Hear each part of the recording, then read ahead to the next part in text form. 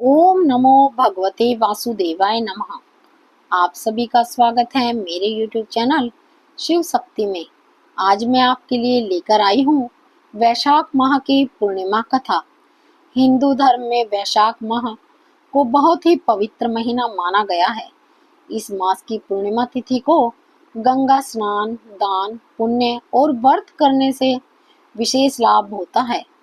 वैशाख पूर्णिमा के दिन किए गए किसी भी शुभ कार्य से मनुष्य को अक्षय पुण्य फल प्राप्त होता है। इस दिन तीर्थ स्नान करने के बाद श्रद्धा अनुसार अन्न, जल, वस्त्र आदि का दान करना चाहिए तथा कथा सुननी चाहिए। इस दिन श्री हरि विष्णु की विधि विधान से पूजा करें और कथा सुने। तो आइए आज हम सुनते हैं वैशाख मास की पूर्णिमा की व्रत कथा। यह व्रत कथा यदि आप व्रत न करें तो भी सुने तो हमें अक्षय फल की प्राप्ति होती है।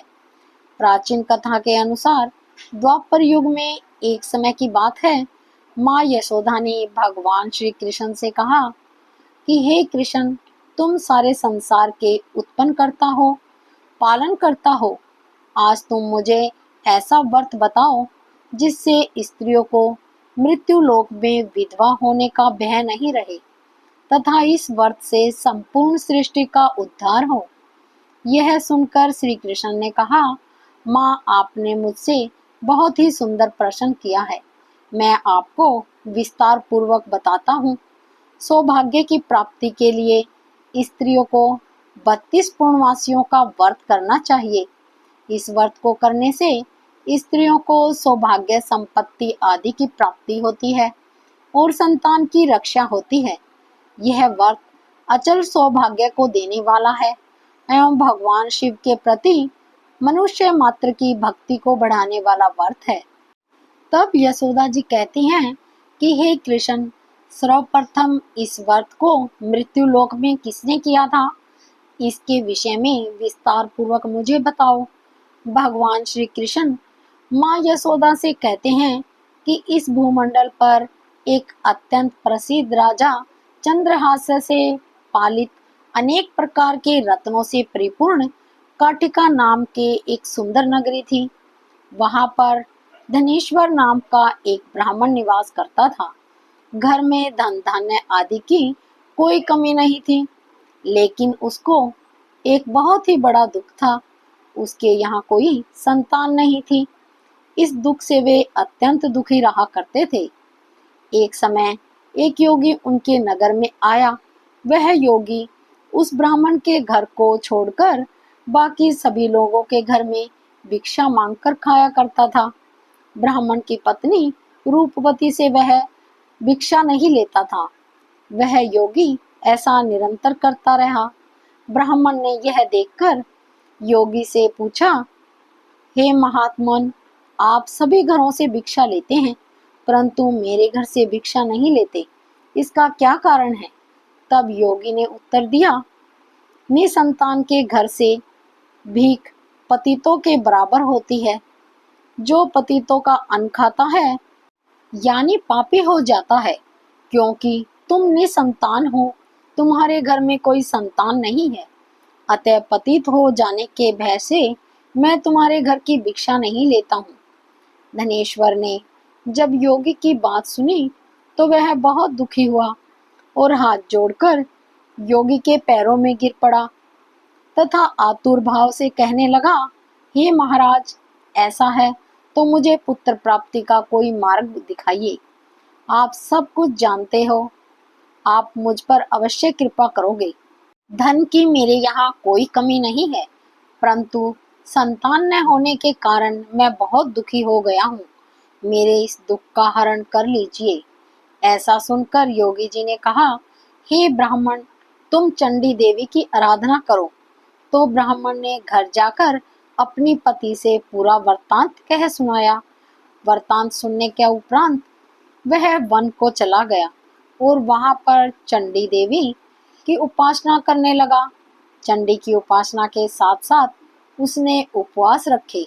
चंडी माँ ने 16वें दिन उसको सौपन में दर्शन दिए और कहा कि हे धनेश्वर, तेरे घर पुत्र होगा, लेकिन उसकी आयु 16 वर्ष की ही रहेगी। उसके बाद उसकी मृत्यु हो जाएगी। यदि तुम दोनों स्त्री पुरुष 32 पूर्णमासियों का व्रत श्रद्धा पूर्वक और विधि पूर्वक करोगे तो वह दीर्घ आयु हो जाएगा। जितना तुम्हारा सामर्थ्य हो उतने आरती के दिए बनाकर शिव जी का पूजन करना, लेकिन उसके 16 वर्ष पूरे होने से पहले पूर्णवासी के 32 व्रत पूरे हो जाने चाहिए। प्रातःकाल इस स्थान के समीप तुम्हें एक आम का वृक्ष दिखाई देगा।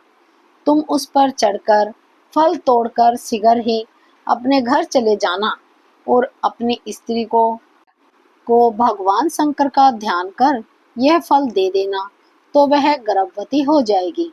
जैसा सौपन आया सब कुछ वैसे ही हो रहा था। अब आम का पेड़ दिखाई दिया तो वह ब्राह्मण उस पर चढ़कर फल तोड़ने का प्रयत्न करने लगा, तो वह असफल रहा। तब ब्राह्मण गणेश जी की वंदना करने लगा। श्री गणेश से प्रार्थना करने पर उन्होंने ब्राह्मण को फल तोड़ने में सहायता प्रदान की। वह फल लेकर ब्राह्मण अपने घर को आया। जैसे सपने में माँ चंडी ने ब्राह्मण को बताया था वैसे ही पति पत्नी ने किया और ब्राह्मणी गर्भवती हो गई। देवी माँ की असीम कृपा से धनेश्वर की पत्नी को पुत्र रतन की प्राप्ति हुई। उसका नाम देवीदास रखा गया। धीरे धीरे बालक पिता के घर में बढ़ने लगा और वह पढ़ने में भी काफी होशियार था। 16वां साल लगते ही देवीदास को बहुत चिंता होने लगी। तभी उन्होंने उसके मामा को बुलाकर 1 वर्ष के लिए काशी में जाकर विद्या का अध्ययन करने के लिए कहा और कहा कि वह उसका ख्याल रखे और उसे अकेला ना छोड़े। सारा प्रबंध करके उनके माता पिता ने उसे घोड़े पर बैठाकर मामा के साथ विदा कर दिया। धनेश्वर ने अपनी पत्नी के साथ माता भगवती की आराधना और पूर्णवासियों का व्रत करना आरंभ कर दिया। इस प्रकार उन्होंने 32 पूर्णवासियों का व्रत पूर्ण कर लिया। एक दिन देवीदास और उसके मामा रात्रि में कहीं ठहरे हुए थे। वहां पर एक ब्राह्मण की लड़की का विवाह होने वाला था। जब उसने देवीदास को देखा तो उसे मन ही मन अपना स्वामी मान बैठी। जब देवीदास ने अपनी आयु के विषय में सारी बातें उस लड़की को बताई तो उस लड़की ने कहा कि पति देव, जो आपकी गति होगी वही मेरी होगी, परंतु मैंने आपको अपना पति स्वीकार किया है तो मैं आपके साथ ही रहूंगी। दोनों ने फिर साथ में भोजन किया। सुबह देवीदास ने अपनी पत्नी को 3 नगों से जड़ी एक अंगूठी और रुमाल दिया और कहा, मेरा मरण और जीवन देखने के लिए एक पुष्प वाटिका बना लो। जब मेरे प्राणों का अंत हो जाएगा तो वे फूल सूख जाएंगे और अगर ये हरा भरा हो जाएगा तो समझ लेना कि मैं जीवित हूँ। भगवान श्री कृष्ण कहते हैं कि देवीदास विद्या अध्ययन करने के लिए काशी चला गया। कुछ समय बीत जाने के बाद एक सांप देवीदास के पास आकर उसे डसने की कोशिश करने लगा, परंतु व्रत के प्रभाव से वह ऐसा नहीं कर पाया क्योंकि उसके माता पिता ने पहले ही 32 पूर्णवासियों का व्रत पूर्ण कर लिया था। इसके बाद वह काल स्वयं आया और उसके शरीर से उसके प्राणों को लेने की कोशिश करने लगा, जिससे वह मूर्छित होकर गिर पड़ा। उसके मूर्छित होते गिरा देखकर उसके मामा विलाप करने लगे, लेकिन भगवान की कृपा भी निराली है। स्वयं शिव शंकर जी ने माँ पार्वती के साथ आकर देवीदास को प्राण दान दिया। देवीदास पुनर्जीवित हो उठा। इधर देवीदास की स्त्री उसका इंतजार कर रही थी। उसने अपने वाटिका के पुष्प और पत्तों को सूखा देखा तो विचलित हो गई, परंतु कुछ समय उपरांत वे पुष्प वाटिका वापस हरी भरी हो गई। ऐसा देखकर देवीदास की पत्नी बहुत खुश हो गई और पिता से अपने पति को खोजने के लिए कहा। 1 साल बीत जाने पर देवीदास अपने मामा के साथ काशी से वापस चल दिया। इधर उसके ससुर ढूंढने जाने ही वाले थे कि तभी वे दोनों वहां पहुंच गए। ससुर उनको अपने घर ले आया और नगरवासी वहां एकत्रित हो गए और उन्होंने निश्चय किया इस कन्या का विवाह इसी बालक से होगा। कन्या ने भी लड़के को पहचान लिया। कुछ दिनों बाद देवीदास अपनी पत्नी और मामा के साथ अपने गांव पहुंचा। देवीदास के सकुशल होने की खुशी में माता पिता बहुत खुश हो गए और पूरे गांव में जश्न मनाया। भगवान श्री कृष्ण कहते हैं कि धनेश्वर 32 पूर्णवासियों के प्रभाव से पुत्रवान हुआ। जो स्त्री या पुरुष वैशाख पूर्णिमा व्रत को करते हैं, जन्म जन्मांतर के पापों से छुटकारा प्राप्त कर लेते हैं। जय श्री कृष्ण।